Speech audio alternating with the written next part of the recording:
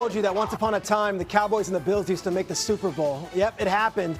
In 1994, the Cowboys beat the Bills in Super Bowl 28, their second straight year in which they did it. This one was down in Atlanta. Emmitt Smith was Super Bowl MVP, 132 yards and a pair of touchdowns. On the losing side, it marked Buffalo's fourth consecutive Super Bowl loss. And as you know, they have not made the big game since. I love this old primetime music, by the way. I want TJ and Berman on the call here. It's unbelievable. This is it. Cowboys beat the Bills Super Bowl, but now we go to this year's Super Bowl, Super Bowl 60. I'm going to give you the Schrager 5. The 5 best personal stories of this Super Bowl. We start off with number 5, Cooper Kupp. Think about Cooper Kupp's story. Triple Crown winner, Super Bowl MVP, and the Rams say, we're good. We're going to bring in Devontae Adams and pay him more. You can go find work elsewhere. Cooper Kupp ends up with a division rival going home to the state of Washington, plays for the Seahawks, beats the Rams, and now the Super Bowl MVP of Super Bowl 56 can get a chance to win another ring with the rivals of his former team. Number 4, how about the big fella? Number 0, DeMarcus Lawrence. This guy called his Super Bowl shot back in March after signing in Seattle, saying, I'm not going to win it in Dallas. I want to win it elsewhere. And he's a game away. 10 years as a Cowboys, no huge games, no conference championships. He is a win away from being one of the great offseason additions on a Super Bowl champion. Number 3, how about Drake Maye? Presumptive MVP contender here. Is he going to win it? Is he going to be the runner-up? I'll tell you what, he'd rather be playing in the Super Bowl than worrying about awards. And he is 1 win away from getting a Lombardi trophy. Drake Maye, one of the great sophomore seasons we've ever seen in NFL history, looking to join Tom Brady as a fellow second-year quarterback to win a Super Bowl. Number 2, how about this guy? Transformation of a 4-win team to a Super Bowl contender and a team that is 1 win away from winning a Lombardi.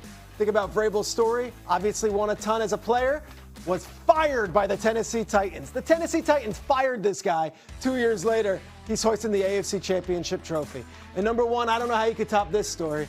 It's the stuff that storybooks are written about. If you were to write a Hollywood movie, it might not even be realistic enough because of how wild his path has been. Sam Darnold, former 3rd overall pick in the biggest media market in the world, has played for 4 other teams, and he's only 28 years old. And now, after being cast aside by Minnesota a year ago, Sam Darnold is 1 more win away from being a Super Bowl winning quarterback. Still an amazing story to talk about, guys, and we're going to talk about it a bunch next week. I go to you, Harry Douglas, our offensive player. Sam Darnold's story, when you look at it, what do you make of it as a former player yourself? It tells us all that coaching matters. And it's not about going number 1 overall. It's not about going top 10 overall. It's about what's the best fit for you as a player and where can you go to be developed as a player and learn. Like we've seen Sam Darnold when he went to San Francisco and was a backup quarterback, was able to learn and understand that system under Kyle Shanahan while Clint Kubiak was there as well. And then going to Kevin O'Connell in Minnesota and understanding that system and that system being tailored towards his skill set. And then now in now in Seattle, back joining with Clint Kubiak, Sam Darnold is writing his own story. It also tells us that just because you face adversity and things aren't how you want them to be early on, that they can't be great at some juncture in your life. Bart, you were in New York when they drafted him, and you were there for all the ghost talk and the mono and all the rest. Sam Darnold will win away from a Super Bowl championship and likely, if they win, a Super Bowl MVP award. Your thoughts? I mean, I thought he always handled the adversity that he was faced with in New York. I thought he always was a great representative. I thought he always spoke with great professionalism. It's just a story that tells you that environments matter.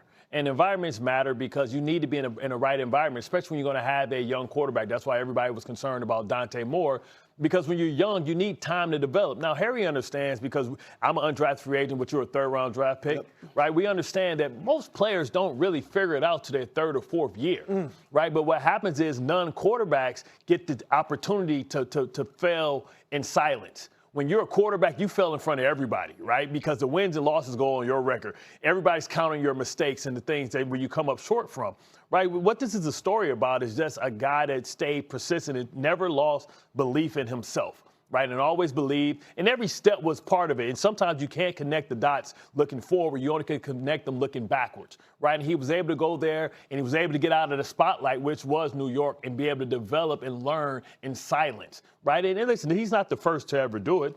Baker Mayfield did it, and other guys did it. Steve Young is probably the biggest example. Doug Williams. I mean, there's guys who have had opportunities to go to different places. Jim Plunkett, I think of several of them. But this one, his fifth team by the age of 28. 15 in 8 years. That's unbelievable. Guys, Super Bowl's next week, but let's give you 3 things that you should know. An elite, one of the best player in the National Football League, and put a team around him that allows him to reach that ultimate goal of bringing a Super Bowl back to Baltimore.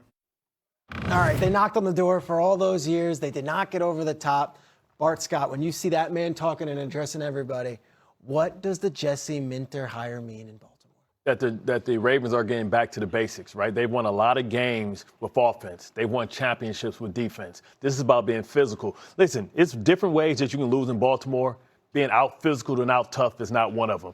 And watching them not be able to stop people and dominate with all the great personnel that they had was a sign that they had to go back with a guy that was going to set it straight. And he was there 2 years ago with McDonald when they had that dominating defense. They fell short. So I think this is more about helping the offense by not putting so much on Lamar's plate, by having a dominating defense where he doesn't have to be Superman and put the cape on too often. All right, well, we just talked about Josh Allen in the first hour and said it's on him. He's got to get him over the top. What do you do with Lamar in this situation where now there's a new young head coach on the defensive side of the ball, but we don't have an offensive coordinator yet? Well, I'll say if I'm Lamar Jackson, I'm taking it amongst myself to look at, okay, I'm going into year 9.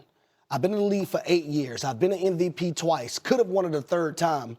But clearly that wasn't enough to host up a Lombardi Trophy. So as an individual, I'm becoming more dedicated. I'm becoming more obsessive.